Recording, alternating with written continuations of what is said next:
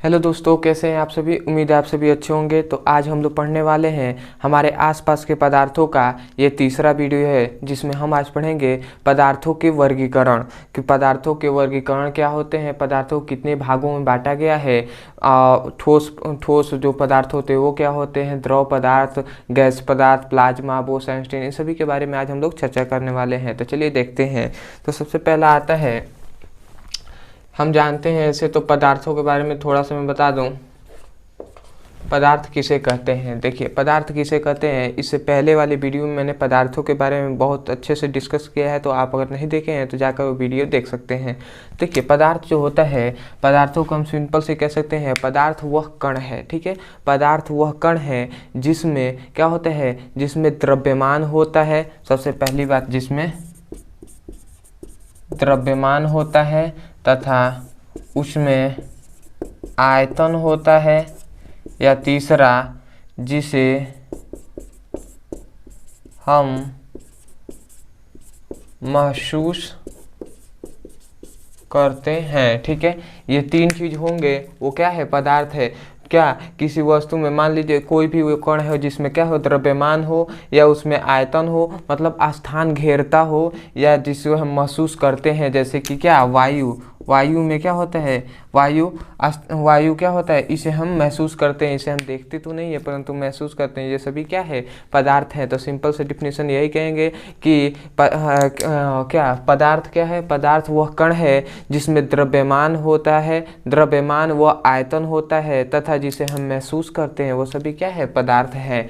तो अब देखेंगे पदार्थों के वर्गीकरण। ठीक है, तो देखिए जो पदार्थ होते हैं, पदार्थों के वर्गीकरण।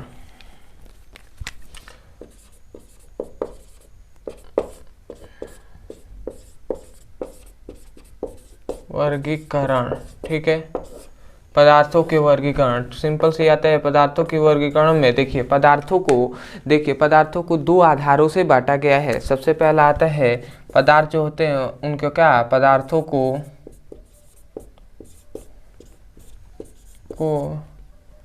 पदार्थों के भौतिक अवस्थाओं के आधार पर बांटा गया है। पहला,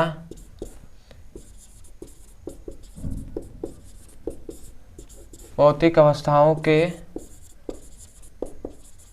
आधार पर, और दूसरा पदार्थों के रासायनिक संगठन के आधार पर। दूसरा क्या, पदार्थों के रासायनिक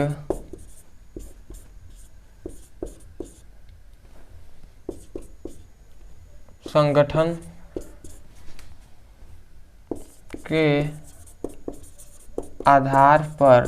देखिए हम पूरा डेप्थ में पढ़ रहे हैं, इसीलिए सभी कार्यों के बारे में जानना बहुत आवश्यक है। उसके बाद हम ठोस द्रव जो वो भी सब है, सबके बारे में हम जानेंगे कि क्या उसका गुण होता है, सभी के बारे में जानेंगे। देखिए जो पदार्थों की भौतिक अवस्थाएं होती हैं, भौतिक अवस्थाओं के आधार पर देखिए पदार्थों को, पहले वाले के बारे में बता रहा हूँ। तो पदार्थों की भौतिक अवस्थाओं के आधार पर कितने पदार्थों को 5 भागों में बांटा गया है। कौन कौन, तो सबसे पहला होगा ठोस, दूसरा हो जाएगा द्रव, तीसरा हो जाएगा गैस, चौथा हो जाएगा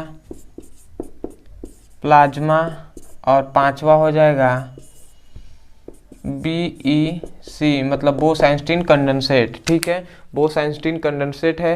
पहला क्या, ठोस, दूसरा द्रव, तीसरा गैस, चौथा प्लाज्मा, और पांचवा क्या, बोस आइंस्टीन कंडेंसेट। ठीक है, तो ये पदार्थों के भौतिक अवस्थाओं के आधार पर इसके 5 भागों में बांटा गया है। और ये जो पदार्थों के रासायनिक संगठनों के आधार पर इसे कितने भागों में बांटा गया है, तो इसे 2 भागों में बांटा गया है। 2 भागों में बांटा गया है। कौन, पहला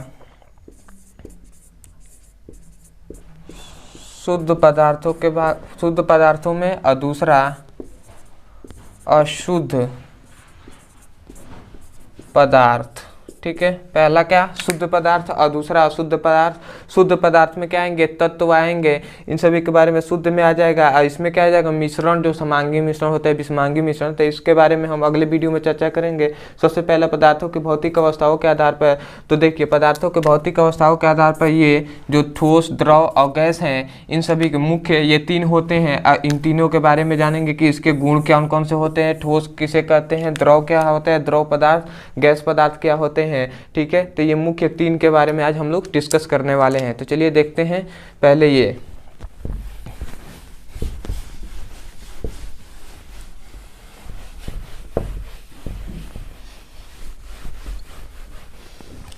देखिए, सबसे पहला आता है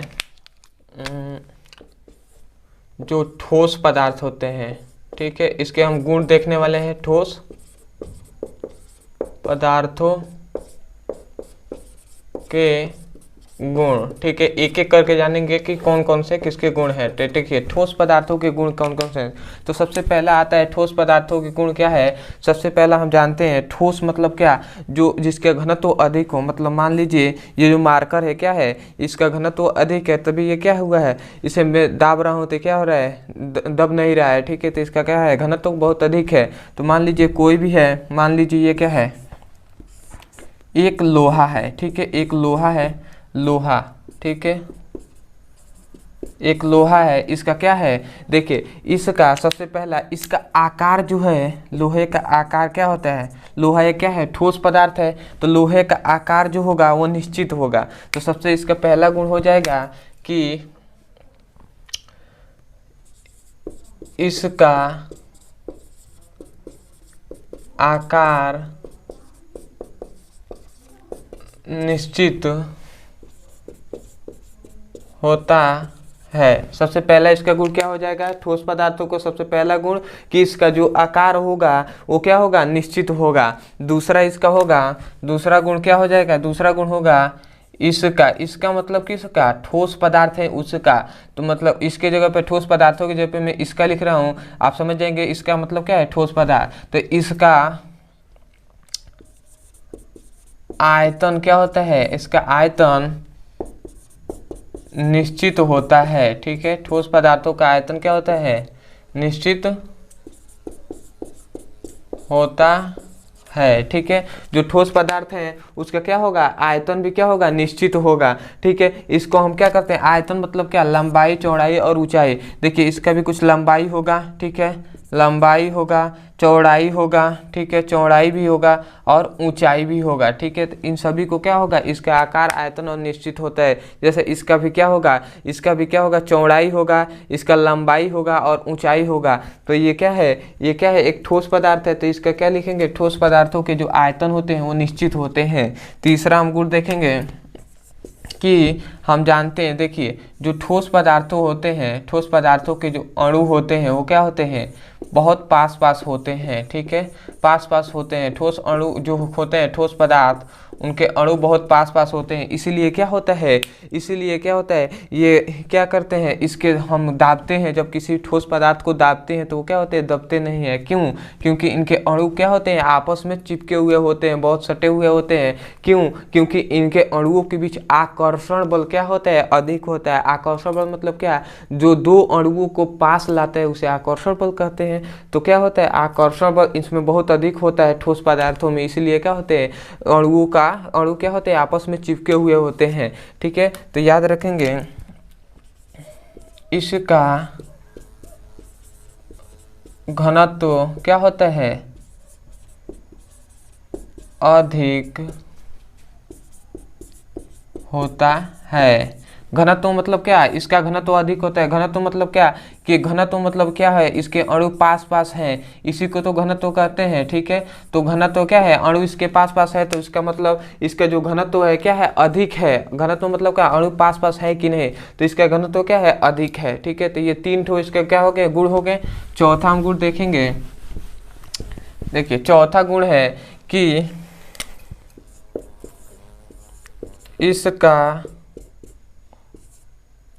इसका जो गलनांक होता है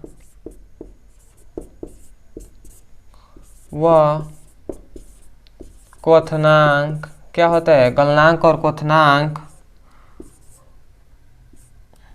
उच्च होता है या अधिक होता है, ठीक है, अधिक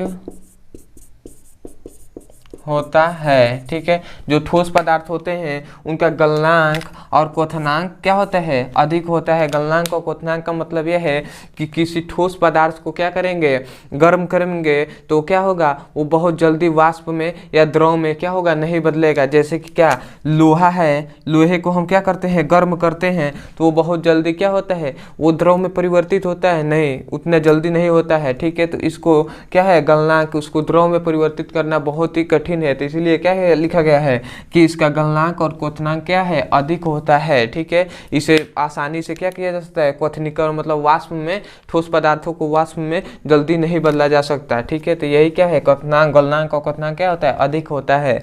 और पांचवा गुण याद रखेंगे, पांचवा इसका गुण होगा, ये पहला 4 ठोस तो हो गए, और पांचवा इसका गुण याद रखेंगे कि इसके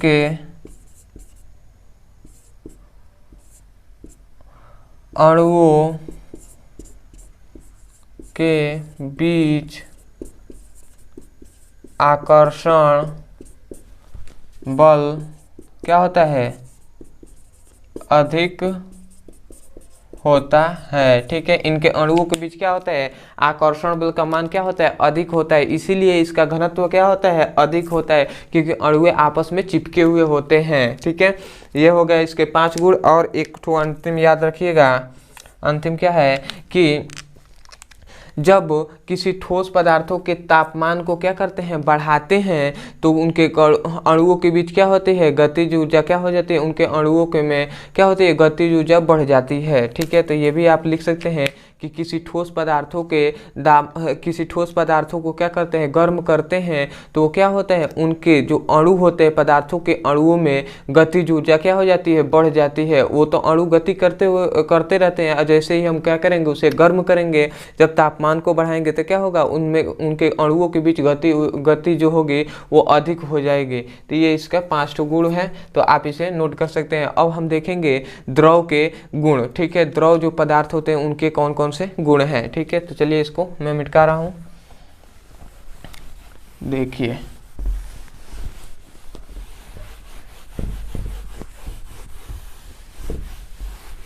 थोड़ा सा डिफरेंट है पर सब वही है, द्रव में भी, ठीक है, द्रव, ठीक है। अब देखिए द्रव जो पदार्थ होते हैं, द्रव पदार्थों के गुण, देखिए द्रव पदार्थ होते हैं, द्रव पदार्थों के सबसे पहली बात है कि द्रव पदार्थों का इसका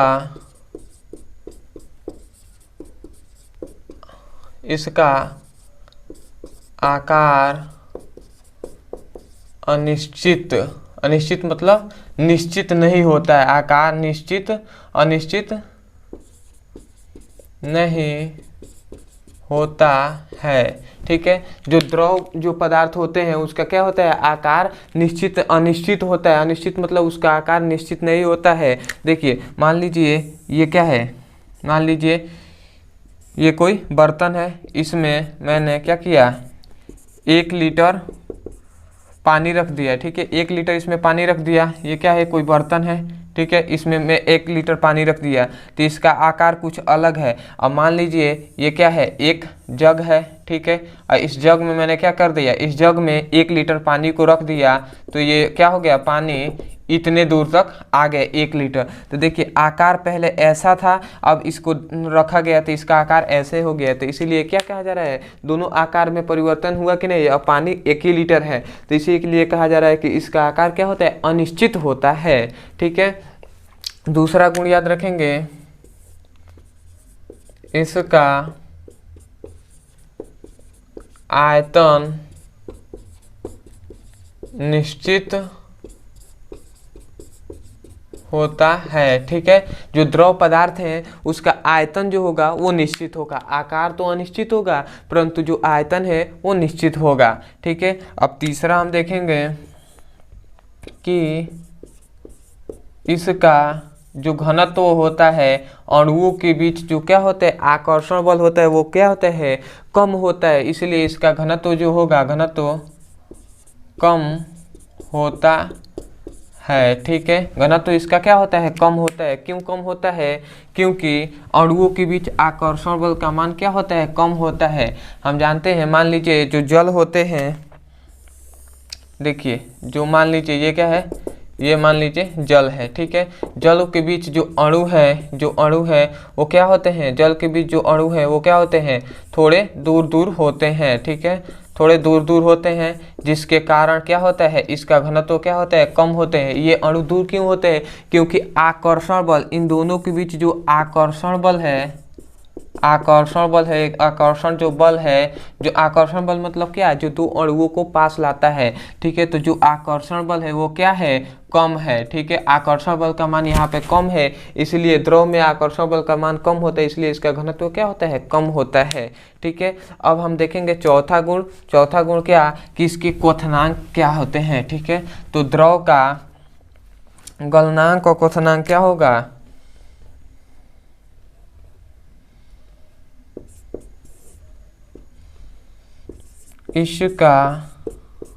इसका मतलब क्या द्रव पदार्थ। ठीक है, तो इसका गलनांक व क्वथनांक, ठीक है, इसका गलनांक और क्वथनांक ठोस पदार्थों से क्या होता है कम होता है। ठीक है, जो इसका मतलब द्रव पदार्थों का जो गलनांक और क्वथनांक है वो ठोस पदार्थों से क्या होता है कम होता है। मतलब ठोस पदार्थों का जो गलनांक और क्वथनांक है उससे क्या होगा, इनका गलनांक और क्वथनांक क्या होगा कम होगा। ठीक है, यही इसका कहने का मतलब है। मतलब इसका कहने का एक और मतलब है, ये कह सकते हैं कि जो ठोस पदार्थ है, जैसे क्या है लोहे को हम क्या कर सकते हैं, लोहे को वाष्प में जल्दी नहीं बदल सकते हैं, परंतु पानी को वाष्प में बदला जा सकता है। तो ठीक है, यही इसका कहने का मतलब, इसका गलनांक और क्वथनांक क्या होता है कम होता है। और जब कम होगा किसी का गलनांक क्वथनांक तो वो जल्दी वाष्प में बदल जाएगा, और जिसका गलनांक और क्वथनांक क्या होगा अधिक होगा वो क्या होगा, वो जल्दी से वाष्प में नहीं बदलेगा। और क्या होता है ठोस पदार्थों का गलनांक और क्वथनांक क्या होता है अधिक होता है, इसलिए वो जल्दी वाष्प में नहीं बदलते हैं। ठीक है, तो ये 4 हो गया। पांचवा गुण हम देखेंगे, पांचवा गुण हम देखेंगे कि पांचवा ये गुण हो जाएगा कि इसके ताप को बढ़ाने पे क्या होता है, इनके अणुओं के बीच, इसके अणुओं के बीच क्या होता है आकर्षण बल जो होगा, इनके अणुओं के बीच आकर्षण बल का मान क्या होता है, आकर्षण बल का मान कम होता है। ठीक है, कम होता है। जब अणुओं के बीच आकर्षण बल का मान क्या होगा कम होगा, इसीलिए इसका घनत्व भी क्या होता है कम होता है। जिसका अणुओं का जिसमें आकर्षण बल का मान क्या होगा कम होगा, उसका घनत्व भी कम होगा, और आकर्षण बल का मान अधिक होगा तो घनत्व भी क्या होगा अधिक होगा। ठीक है, तो ये 5 गुण है, आप इसे याद कर सकते हैं। अब देखेंगे हम कि गैस जो पदार्थ होते हैं उनके कौन कौन से गुण हैं। तो चलिए देखते हैं गैस के गुण, गैसों के पदार्थों के गुण।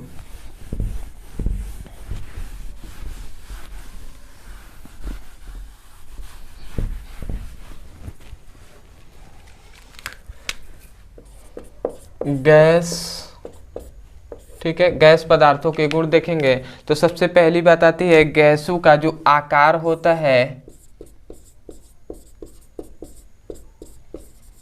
का आकार जो होता है वो क्या होता है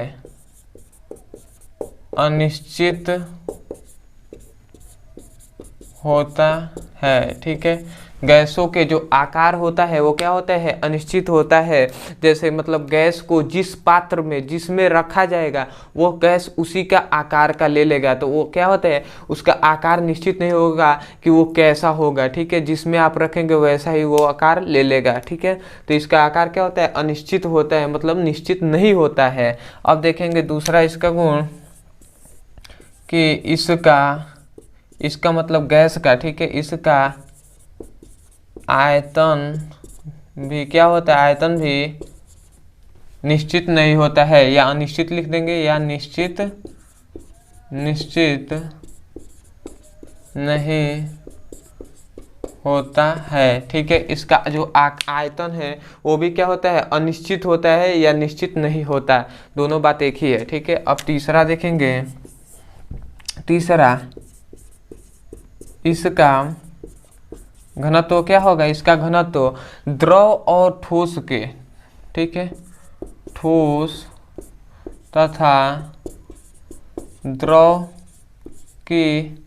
द्रव से क्या होता है, कम होता है। जो इसका गैस का क्या होता है, घनत्व क्या होता है, ठोस और द्रव के जो घनत्व होते हैं उससे भी कम होता है। या सिंपल से आप लिख दीजिए कि द्रव का इसका घनत्व क्या होता है, इसका घनत्व बहुत कम होता है, बहुत कम होता है, ठीक है। चौथा आप गुण याद रखेंगे कि इसका जो गलनांक और क्वथनांक है,